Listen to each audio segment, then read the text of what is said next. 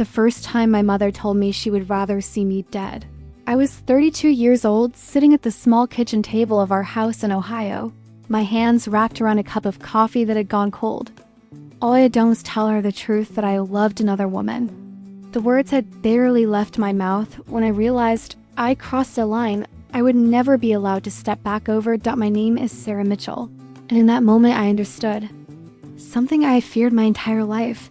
For some families, love has conditions. And when you break those conditions, you don't just lose approval, you lose your place, your safety. And sometimes even your right to exist. My mother didn't scream. She didn't cry. She looked at me with a calm that hurt more than rage ever could. Her voice was steady as she spoke about God, shame, and what people would say at church. Then she said it slowly and clearly, as if she had rehearsed it in her heart for years. I'd rather bury you than live knowing this about you. I remember staring at the pattern on the tablecloth, feeling something inside me collapse. It wasn't just her words, it was the certainty behind them. To her, I wasn't a daughter anymore. I was a mistake that needed to be erased. I had known I was different since my teens, but I learned early that silence was safer. I dated men, smiled at family dinners, and played the role everyone expected. From the outside, I looked like a woman who had everything together. On the inside, I lived with constant fear of being discovered, fear of disappointing my parents, fear of losing everyone I loved. For years, I told myself it was just a phase, that I could pray it away, that if I tried hard enough, I would become the person my mother wanted. But the truth doesn't disappear just because you hide it.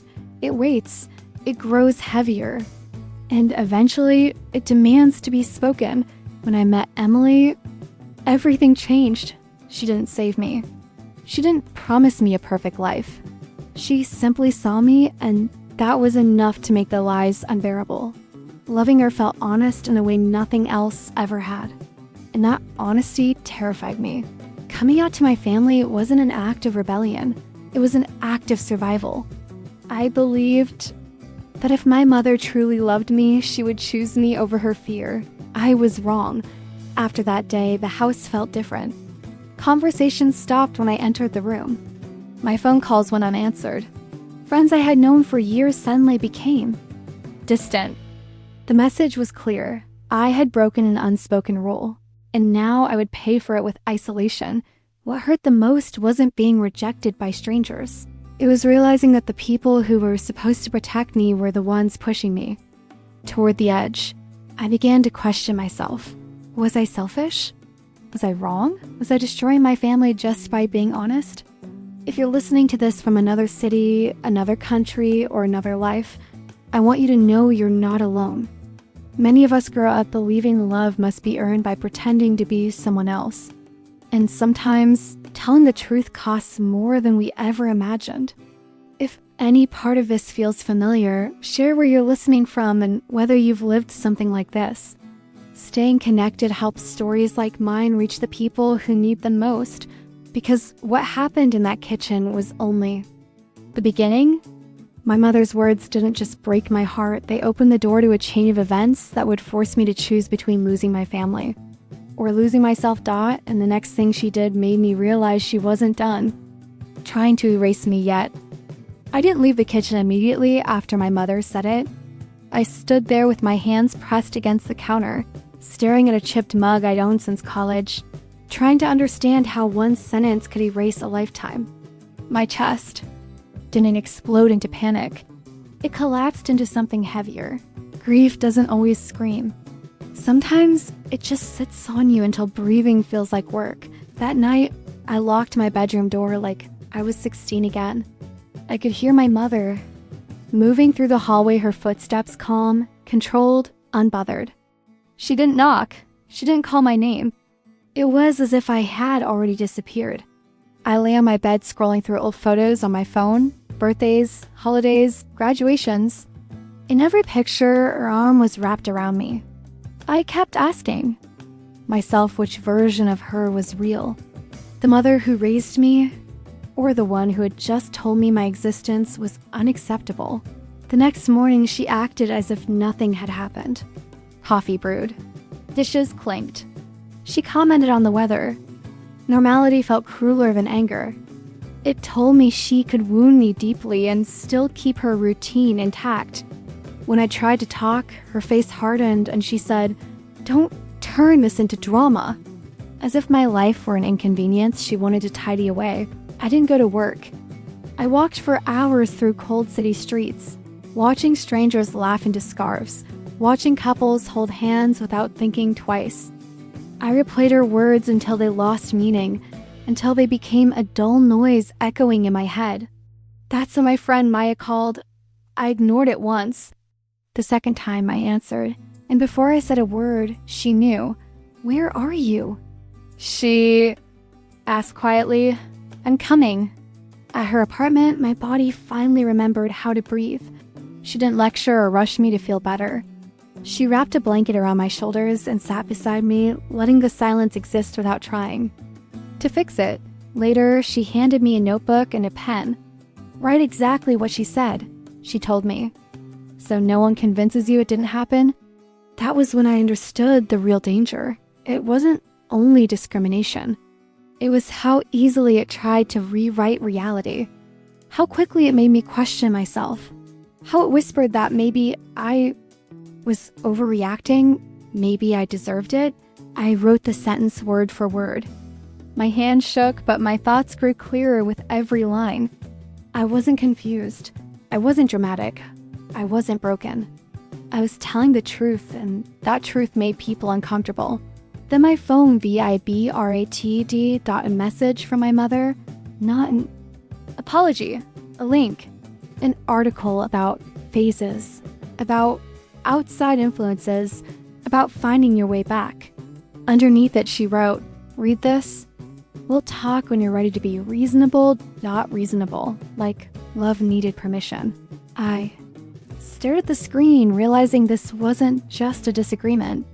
It was a test of endurance. How long I would tolerate being diminished. How much of myself I would erase to keep the peace. I knew that if I went back now, if I softened my truth just to survive, this would never end.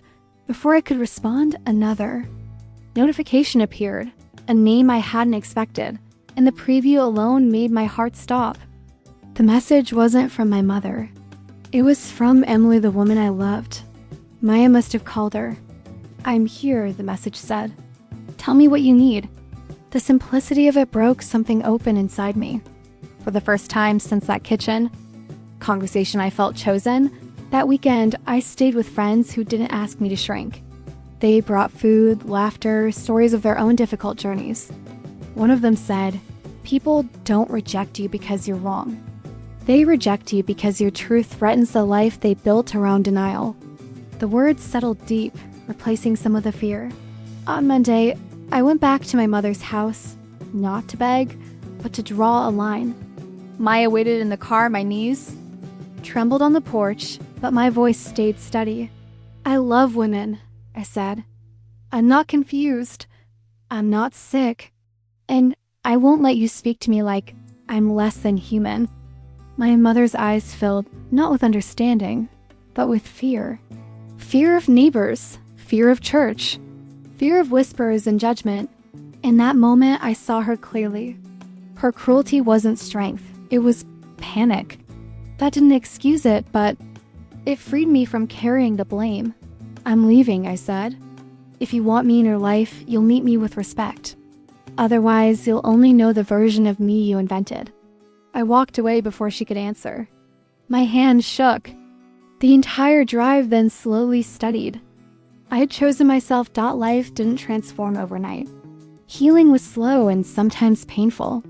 Therapy taught me that love doesn't require self-erasure.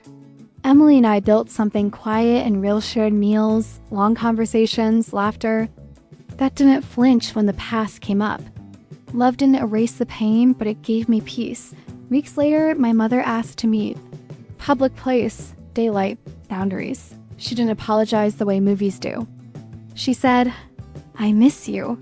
I don't understand everything, but I don't want to lose you." It wasn't redemption, but it was the beginning. Months passed. The city felt larger, kinder. One warm evening, friends gathered on a rooftop, just Because someone raised a glass and said, to choosing yourself. The lights blurred like stars dot, and then something I never expected. My mother arrived. Nervous, quiet.